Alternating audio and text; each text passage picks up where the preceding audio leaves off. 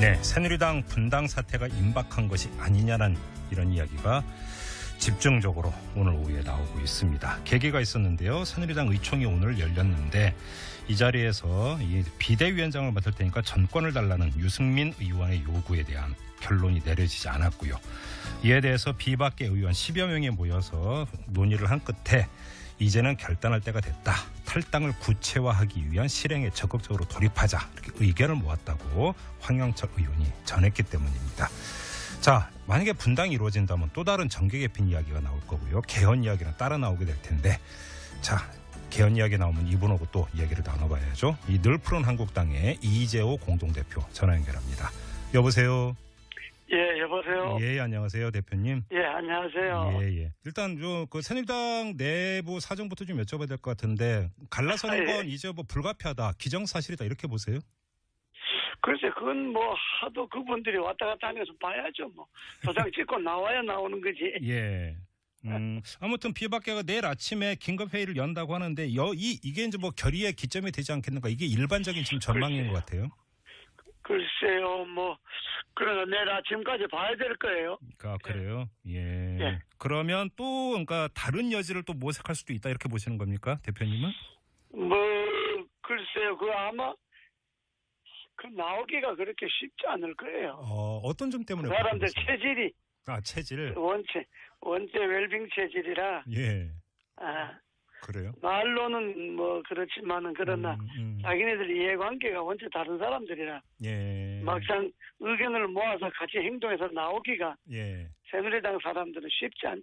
그러면 이제 그 비박계로 거론되고 있는 그 의원 몇면이 사실은 하나의 어떤 단일한 정체성을 갖고 있는 사람들이 아니다 이렇게 보시는 거네요. 그렇죠. 그 원래 무슨 동지적으로 모인 것도 아니고 예. 서로 이해관계로 모인 거고 원래 무슨 그 야당처럼 무슨 오랜 투쟁을 통해서 서로 그 동지적 의제가 그 강화된 사람들도 아니잖아요. 예. 국회에 들어와서 서로 뭐 일하다 이렇게 만난 사람들이라 그 하나의 뜻을 같이 형성하기가 쉬운 건 아닐 거예요. 아, 그래요? 자, 그러면 좀 강론으로 두 가지 먼저 여쭤볼게요. 먼저 예. 이제 그 분당 사태로 가는 결정적인 계기가 유승민 의원의 그러니까 비대위원장 정권 요구. 친박이 이걸 받아들이지 않았기 때문 아니냐. 이게 일반적인 분석인데 유승민 의원의 이런 정권을 다오 그러면 비대위원장을 맡겠다라고 하는 입장을 어떻게 평가하세요? 그거 안 되는 일이죠. 정권을 주지도 안 하고 비박이 한두 사람도 아니고 지금 그 사람들은 대통령 탄핵이 잘못됐다는 것 아닙니까? 친박. 친박 때 대통령 탄핵이 잘못됐다고 하고 탄핵 반대 집회 참석까지 하는 사람들인데 그 사람들이 어떻게 자기네들을 반대하는 비박에다가 그 비대위원장을 주겠습니까? 그러면 처음부터 불가능한 요구였죠. 그러면 그 유승민 의원은 그러면 이런 불가능한 요구를 몰라서 제기한 걸까요? 아니면 탈당의 명분으로 삼기 위해서 제기한 걸까요? 내가 보기에는 본인을 좀 과대평가한 점도 있고 또 하나는 뭐 이게 탈당의 명분 끝까지 해본다 하는 명분을 찾는 점도 있고 그러면서 또 지역구의 여론이나 좀 전국을 보면서 좀 유리한 국면을 만들어 보려는 그런 뭐 뜻도 있었지 않겠습니까? 근데 지금 대표님의 분석대로는 유승민 의원의 마음속에는 사실은 그 탈당 의지가 상당히 있다고 봐야 되는 거고 만약에 그게 실행에 옮겨진다면 유승민 의원을 축으로 해서 원내 교섭단체를 구성할 숫자라고 한다면 탈당을 괴량할 수도 있지 않겠느냐. 이게 이런 전망이 지금 나오고 있는 거 아니겠습니까? 탈당할 수도 있는데 그 시기를 이제 너무 끄는 바람에 유승민 의원은 본인 끝까지 당을 새롭게 하려고 노력했는데 어쩔 수 없이 여보세요? 그런 의원님 혹시 지금 어디 그 거리에 계세요? 이야기하시. 지금 전화 연결 상태가 너무 안 좋아서요. 잠깐 끊어주시면 저희가 다시 전화를 드릴게요. 지금 늘 푸른 한국당의 이재호 공동대표와 함께 이 새누리당의 내분 사태 그리고 아직은 여쭙지 않았는데요. 이 개헌 문제 앞으로 정치권을 어떤 식으로 또 움직여 갈 것인지 이거에 대한 입장을 들어보는 이런 인터뷰 지금 마련을 했는데 전화 연결 상태가 좋지 않아서 지금 저희가 다시 연결을 시도를 하고 있습니다. 만약에 청문회 정국이 끝나면 정치권에서 본격적으로 개헌 이야기가 나오는 것이 아닌가 이런 전망도 있는데요. 사실은 어떤 대표적인 개헌론자라고 할 사람이 바로 이재호 대표 아니겠습니까? 이분은 또 어떻게 생각하는지 이것도 좀 궁금한데요. 혹시 지금 연결됐나요? 네네. 네, 아직 안 됐다고 하고요. 지금 이 새누리당의 내분 사태 같은 경우는 이재호 공동대표는 좀 타이밍을 좀 놓친 게 아니냐. 그리고 비박이라고 하는 사람들이 사실은 단일한 정체성을 갖고 있는 이런 사람들은 아니기 때문에 실제로 결행할지는 가봐야 한다. 뭐 이런 지금 또 그러니까 그 진단을 하기도 했는데 아무튼 이 진단의 어떤 그 현실성 여부는 내일 아침이 되면 결정이 될 것 같습니다. 비박계 의원들이 내일 아침에 긴급 회의를 연다고 하니까요. 한번 지켜보도록 하고요. 지금 다시 연결이 됐다고 하네요. 여보세요? 예, 의원님. 이게 좀 상태가 좋지 않아가지고요. 예. 유승민 의원 이야기는 알겠고요. 그러면 짧게 하나만 더 그 친박 쪽 있지 않습니까? 그러니까 원내대표 경선에서 친박이 승리했고 그러면 비대위원장 같은 경우는 비박 쪽으로 좀 가려를 하면서 당의 화합을 모색할 수도 있지 않겠느냐.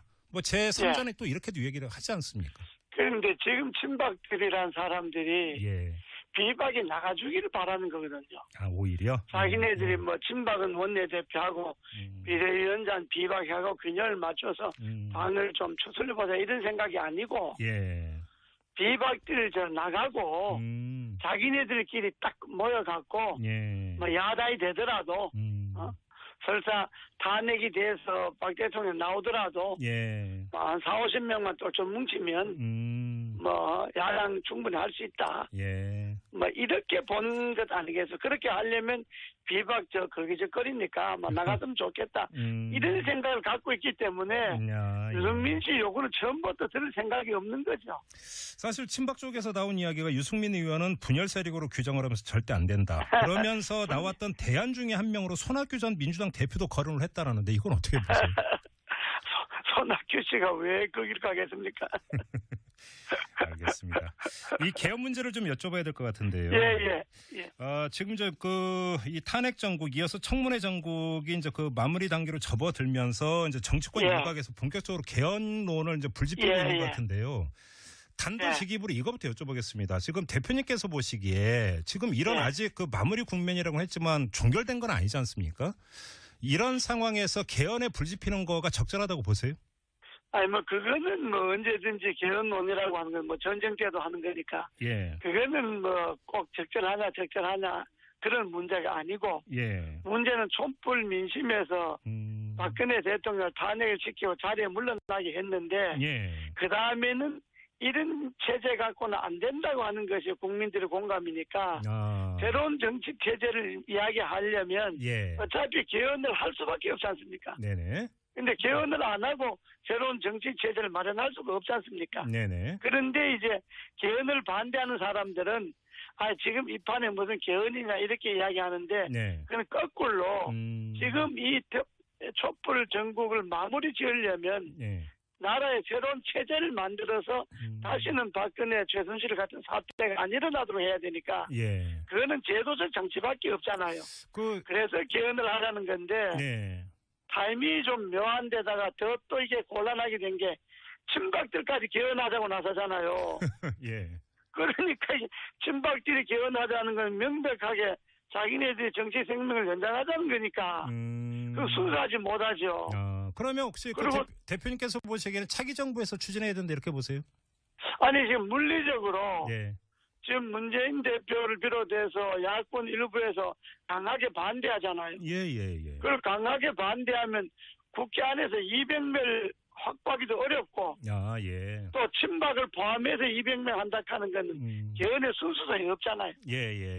그러니까 개헌은 지금 적기로도 해야 되는데 현실적으로 꾸려나가기가 좀 매우 어렵겠다. 나는 그래 보는 거지. 대선 전에는 어렵다고 현실 진단을 하시는 거네요. 대표님께서는. 그 지금 8485님 저희 애청자가 문자 주셨는데요. 그대로 읽어드리면 개헌보다 이 구시대 청소가 우선인데 사실은 때 묻은 국회의원들도 구시대에 포함이 되고 그런데 지금 개헌 얘기는 이 자기들 살기 위해서 하려는 꼼수 아니냐 이렇게 지적해 주시는 문자를 보냈어요. 말씀도 얼핏 들은 말이 있는 것 같은데. 예. 구시대 청산, 유신잔재, 군사독재 잔재, 친일 잔재까지 예. 구시대를 제도적으로 청산하려면 헌법을 바꾸어서 선거제도라든지 정당제도 이런 걸 한꺼번에 바꿔야 되니까 예. 그건 개헌밖에 없죠. 헌법을 안 바꾸고 구시대 소위 때묻은 부패한 정치인들을 어떻게 몰아냅니까? 그러면 대표님 무슨 방법을 몰아냅니까? 대표님께서 보시기에 대선 전에는 어렵고 차기 정부에서 개헌이 이루어져야 된다고 보신다면 굳이 대선 전에도 여야가 합의만 하면 가능한데 네. 거기에 자꾸 친박들이 초서자지 또 밖에서 대통령이 이미 다 됐다고 생각하는 사람들은 개헌 안 하려고 그러지.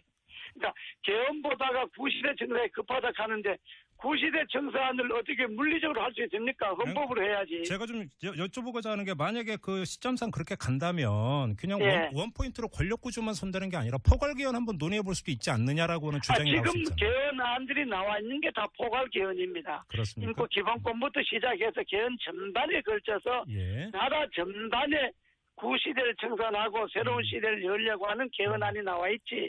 원포인트 개헌안만 나와 있는 건 없어요.